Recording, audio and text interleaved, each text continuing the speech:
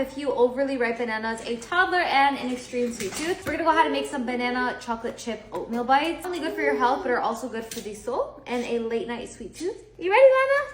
Are we gonna make stuff you can't eat? Yes, we are! First thing we're doing is mashing 3 very ripe bananas. The riper, the better. I made these the other night without a recipe card, and they turned out so good. So I'm gonna try to replicate it, but this time using measurements so I can give it to you guys. These are like gonna go old today. We're gonna mash these up until they're mush. 1 whole egg. Vroom, vroom, mama, vroom. God, why are both the kids going crazy at all times? Like, it's him being crazy, and then when he's done being crazy, she starts being crazy. Do a cup of oatmeal.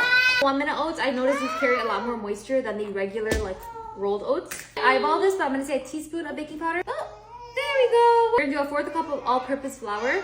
Yeah. Let the oats sit for at least 3 to 5 minutes. They absorb all that moisture. Oats sit for at least 3 to 5 minutes so they absorb all that moisture, and the overall mixture is gonna be a lot thicker. Fun part comes in. I'm adding chocolate chips. I'm using the semi-sweet chocolate chunk. I feel like a chocolate chunk in this recipe is so much better than a regular chocolate chip.